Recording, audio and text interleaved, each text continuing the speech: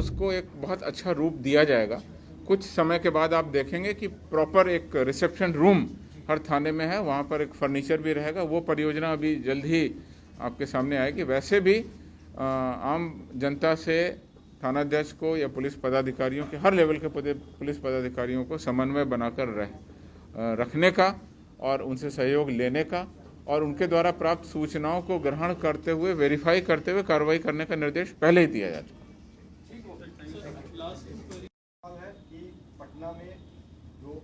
देखिए, जैसा कि आपको बता दें, बिहार पुलिस में एक विशिष्ट इकाई है जो आर्थिक अपराध इकाई है, इकोनॉमिक ऑफेंसेस यूनिट, और उसके जो दायित्व हैं उन दायित्वों में ये दोनों प्रश्नों का उत्तर है। नशीले पदार्थों के विरुद्ध कार्रवाई करने के लिए आर्थिक अपराध इकाई में विशेष कोषांग बना हुआ है। और जैसा कि आप जानते हैं, नशीले पदार्थों की रोकथाम कई आयामों पे की जाती है। उसमें एक इन्फोर्समेंट है जिसमें पुलिस को पावर है, स्थानीय पुलिस को पावर है, एक्साइज विभाग को भी उसमें शक्तियाँ मिली हुई हैं और इकोनॉमिक ऑफेंस यूनिट को भी शक्ति मिली हुई है। दूसरा उसका आयाम है अवेयरनेस का। जैसा आपने बोला कि बहुत सारे बच्चे या इस तरह के लोग नशीले पदार्थों का सेवन करते हैं, तो उनसे रोकने के लिए, जैसा आपको पता है, हर साल नशा मुक्ति अभियान के तहत या अंतर्राष्ट्रीय नशा विमुक्ति दिवस के अवसर पर लगातार अभियान चलाया जाता है। पोस्टर और ई प्लेटफॉर्म पर सब तरह से हम लोग कोशिश करते हैं कि इसका भी अवेयरनेस हो। तो जहाँ एक तरफ अवेयरनेस की कार्रवाई, दूसरी तरफ इन्फोर्समेंट की कार्रवाई, और तीसरी तरफ जो कार्रवाई होती है वो होती है सप्लाई को ब्रेक करना। जो बॉर्डर चेक पोस्ट हैं, जो हमारी गश्ती दल हैं, वो लगातार चेकिंग अभियान के तहत जो राज्य के बाहर से आने वाले नशीले पदार्थ हैं उन पर भी रोकथाम करती हैं। आप लोगों को पता है कि भारत नेपाल या बिहार और नेपाल की सीमा पर जो एसएसबी है वो भी कई बार बड़ी अच्छी बरामदगी बॉर्डर पर चेकिंग के क्रम में करती है। उसी तरह से झारखंड से हमारा बॉर्डर है, वहाँ पर चेकिंग, रेलवे में चेकिंग, और कई बार रेलवे में जो चेकिंग होती है उन सामानों में भी नशीले पदार्थों की बरामदगी की जाती है। जैसा कि आप लोगों ने देखा होगा, ईओयू की जो कार्रवाई है, उसके अलावा ये तो मैं स्थानीय जो स्टेट पुलिस की कार्रवाई है उसकी बात कह रहा हूँ, उसके अलावा केंद्र के स्तर पर भी संस्थाएं इसमें काम कर रही हैं, जिसमें नारकोटिक्स कंट्रोल ब्यूरो और डीआरआई, ये दोनों केंद्र की संस्थाएं हैं, वो भी इस पर कार्रवाई करती हैं। तो आप देख रहे हैं कि नशीले पदार्थों पर और इस तरह के कुचक्र में जो लोग फंस गए हैं उनको निकालने के लिए रिहेबिलिटेशन की भी बात होती है और रिहेबिलिटेशन सेंटर भी काम कर रहे हैं। तो हर मिला के समस्या के हर पहलू पर काम हो रहा है और बहुत सख्ती से कार्रवाई हो रही है। एनडीपीएस के बहुत कड़े प्रावधान हैं और हाल के कई दिनों में, इधर के दिनों में आपने देखा होगा कि उनको सजा भी हुई। और दूसरा प्रश्न आपने कहा जो अवैध बालू उत्खनन को लेकर के है, अभी आर्थिक अपराध इकाई ने जो कार्रवाई की है वो आप सभी उससे अवगत हैं, किस स्तर पर उसने कार्रवाई की है और वो कार्रवाई लगातार जारी रहेगी। किसी भी तरीके से अवैध कारोबारियों को पनपने नहीं दिया जाएगा। उनके विरुद्ध जो भी सूचनाएं मिलेंगी, जो भी असूचनाएं मिलेंगी, उनका वेरिफिकेशन किया जाएगा और विधि सम्मत कार्रवाई बहुत कड़ाई से की जा रही है और आगे भी की जाएगी। 2 दिन पहले ही करीब दोपहर में 3 बजे एटीएम, हितैषी एटीएम के संचालक मुकुंद पाठक और प्रभात सिंह दोनों 2 मोटरसाइकिल पर जा रहे थे। उस पर 5 अज्ञात अपराध कर्मियों द्वारा हथियार का भय दिखाकर करीब 40,02,500 रुपये लूट लिया गया था। आज 6 अक्टूबर है और यह घटना 4 अक्टूबर की थी।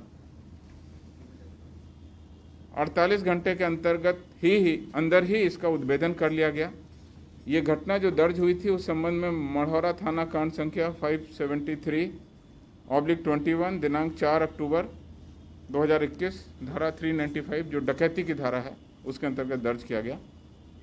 कांड के उद्भेदन हेतु एसडीपीओ मढ़ौरा, एसआईटी और पुलिस अधीक्षक द्वारा काफ़ी मेहनत से कार्रवाई की गई और इसमें तकनीकी विश्लेषण, सीसीटीवी फुटेज और बहुत सारे लोकल इनपुट के आधार पर 5 अपराध कर्मियों की पहचान की गई। घटना में संलिप्त आशु राय को गिरफ्तार किया गया तथा उसके निशानदेही पर 6 लाख रुपए। सोनू पांडे को गिरफ्तार करने के लिए पुलिस गई तो उसके घर से 6 लाख रुपए, एक देशी कट्टा, 315 बोर का 5 जिंदा कारतूस, घटना में प्रयुक्त एक मोटरसाइकिल, मिंटू कुमार के घर से 28,500 रुपये व शैलेश फाटक के घर से 6 लाख रुपये व आशु राय के घर से भी 6 लाख रुपये, कुल 18,28,500 रुपये बरामद किए जा चुके हैं, जबकि पूरी जो घटना थी वो 40,02,500 की थी। हथियार की जो बरामदगी हुई है उसके संबंध में अलग से कांड दर्ज किया जा रहा है। घटना में संलिप्त अभियुक्तों के नाम पता इस प्रेस नोट में दिए गए हैं। 2 अभियुक्त गिरफ्तार किए गए हैं, जिनका की नाम है आशु राय, जो चांदपुरा गांव भेल्दी के रहने वाले हैं, और चंदेश्वर पांडे, जो खरीदहा भेल्दी के रहने वाले हैं। लूट की राशि में जैसा बताया गया 18,28,500 रुपये बरामद किए गए। लूट में प्रयुक्त अवैध आग्नेयास्त्र 1 कट्टा, 5 जिंदा कारतूस बरामद हुआ है। मोटरसाइकिल भी बरामद हुई है। इस कांड को भी हम लोग शीघ्र अनुसंधान पूरा कर स्पीडी ट्रायल की कार्रवाई कराएंगे। ये 2 महत्वपूर्ण जानकारियां थीं। प्रेस नोट में मैं आपको अभी दे दूंगा, गिरफ्तार किया गया। तो ये 2 महत्वपूर्ण जानकारियां थी, मैं सोचा कि आपसे शेयर करेंगे। अब अवगत हैं, और मैं ब्रॉडली इतना अवगत हूं कि एक विभाग के पदाधिकारी के विरुद्ध कार्रवाई की गई है, सर्चेस की गई हैं, और लगातार हम लोग इस पर कार्रवाई कर रहे हैं। डिटेल कुछ देर बाद आपको बताया जाएगा।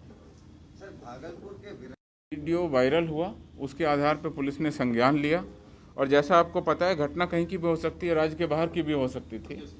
पुलिस ने बहुत ही इम्पोर्टेंट और बहुत ही महत्वपूर्ण तरीके से रात भर बहुत मेहनत करके काम किया है। घटना की कड़ी अभी जोड़ी जा रही है। क्या परिस्थितियां थीं, किन परिस्थितियों में कैसे क्या हुआ है, उसका अभी अनुसंधान किया जा रहा है। जैसा कि आप जानते हैं, महिला उत्पीड़न के मामलों में महिला की नाम या पता या बहुत सारी महत्वपूर्ण जानकारियों को शेयर नहीं करना चाहिए। तो अभी अनुसंधान का विषय है। केवल इतना ही कहना चाहूँगा कि वायरल वीडियो के अज्ञात वायरल वीडियो जिसमें कुछ भी पता नहीं था, उसके आधार पर पुलिस ने बहुत महत्वपूर्ण कार्रवाई की, उद्भेदन किया और गिरफ्तारी की। ये लोग करते क्या थे? इधर से चलिए। सारण इंसिडेंट में वहाँ जो घर में जो बेटी और पति ने सुसाइड किया, उसके सुसाइड नोट में कुछ बातें हैं जो पुलिस पर आरोप है, क्या इस बात की जानकारी है? मुझे केवल इतनी जानकारी मिली है कि वहाँ पे एक घटना इस तरह की घटित हुई है कि जो अपराधी थे, उन अपराधी के घर में जब छापामारी की गई तो अवैध हथियार मिला गया, और इसके कारण उसके घर के मालिक को भी गिरफ्तार किया गया। उसके बाद की घटना के संबंध में एक अलग से कांड दर्ज किया जाएगा, और अलग से कांड दर्ज करके उसमें अलग से अनुसंधान किया जाएगा। वो सारी बातें भी घटना में किस तरीके से किन कारणों से हुई है उसका भी उद्भेदन हो जाएगा। अब ठीक है। बिहार पुलिस मुख्यालय के द्वारा आयोजित प्रेस नोट वार्ताक्रम में आप लोगों को 2 महत्वपूर्ण सूचनाएं देनी हैं। बिहार पुलिस मुख्यालय को कल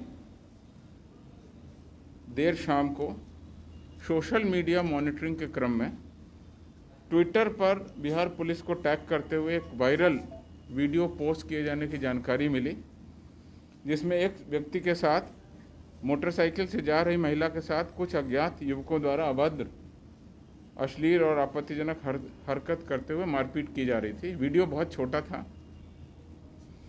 उक्त वीडियो में न तो किसी घटना स्थल का, जिले का या पीड़िता के किसी नाम पते का कोई उल्लेख था। एक छोटा सा वीडियो क्लिपिंग था।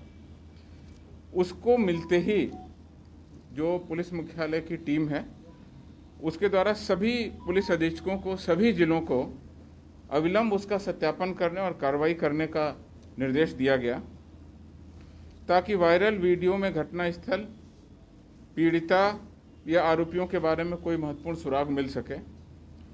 इसी क्रम में सारण पुलिस द्वारा जिले में स्थापित साइबर क्राइम और सोशल मीडिया यूनिट, जिसे हम CCSMU कहते हैं, और जैसा आप लोगों को जानकारी होगा कि पूरे राज्य में 74 इस तरह की यूनिट स्थापित की गई हैं जो विभिन्न जिलों में काम कर रही हैं। उनके सहायता से उस पूरे घटनाक्रम की जानकारी मिली। सारण पुलिस द्वारा बहुत उल्लेखनीय काम किया गया। महज 8 घंटे में उस वीडियो का सत्यापित करते हुए घटनास्थल को चिन्हित कर लिया गया और घटना में शामिल अभियुक्तों की पहचान कर ली गई। उस घटना के अनुसार और जो सत्यापन हुआ उसके अनुसार वीडियो वायरल 5 अक्टूबर को हुआ था, जबकि यह घटना 27 सितंबर की थी। करीब 3 बजे सारण जिला के दरियापुर के थाना अंतर्गत लक्ष्मण चक के पास चंवर में घटित बताई जा रही है। वीडियो के विश्लेषण, जांच और जो हमारी टीम है उसने जो कार्रवाई की और जो लोकल इनपुट आए उसके आधार पर इस घटना में शामिल 6 अपराध कर्मियों की पहचान कर ली गई है। इन सभी 6 के विरुद्ध गंभीर धाराओं में थानाध्यक्ष दरियापुर के स्वयं बयान पर, यानी कंप्लेनेंट इसमें थानाध्यक्ष दरियापुर स्वयं बने हैं, उनके द्वारा विभिन्न धाराओं में कांड दर्ज किया गया। कांड संख्या 502/21, धारा 341, 323, 354, 354D, 504, 506, 509, 120B, 34, 67 और 67A IT एक्ट के तहत दर्ज किया गया। न केवल घटना दर्ज की गई बल्कि इस घटना में संलिप्त 4 नामजद अभियुक्तों को गिरफ्तार भी कर लिया गया है और अभी तक जो पूछताछ हुई है उसके आधार पर अभियुक्तों ने अपना दोष स्वीकार किया गया। जो अभियुक्तों का नाम और पता है वो सभी थाना दरियापुर के ही रहने वाले हैं, परंतु उनके गांव अलग अलग हैं। वो डिटेल इस प्रेस नोट में दिया गया है। घटना में 4 के अलावा 2 और लोगों के शामिल होने की जानकारी मिली है। उनकी गिरफ्तारी है तो एक टीम बना करके कार्रवाई की जा रही है और इस प्रकार जो अच्छा अनुसंधान हुआ है उसको शीघ्र पूरा कर हम लोग स्पीडी ट्रायल कराने की कोशिश करेंगे।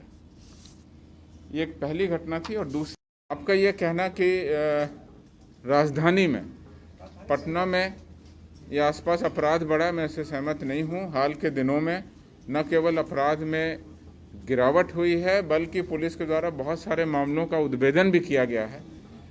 रात्रि गश्ती, इवनिंग पेट्रोलिंग, मॉर्निंग पेट्रोलिंग, जो भी हमारी व्यवस्था है उस व्यवस्था के तहत हम लोग कार्रवाई कर रहे हैं। और जैसा कि आपने देखा, पुलिस हर तरह के कामों में व्यस्त है। जहां एक और कोविड गाइडलाइन का पालन कराना, मास्क की चेकिंग, उसके अलावा वाहनों की चेकिंग, और अभी तो पंचायत चुनाव चल रहा है तो जगह जगह हम लोगों की व्यवस्था चाक चौबंद है और अपराधियों की गिरफ्तारी हो रही है, वारंट का निष्पादन किया जा रहा है। तो कुल मिला के मैं कहूँगा कि बहुत ही अच्छी पुलिसिंग व्यवस्था के तहत हम लोग कार्रवाई कर रहे हैं। और कोई स्पेसिफिक जानकारी आम जनता से किसी भी स्तर पर हो तो हम लोग उसको वेलकम करते हैं।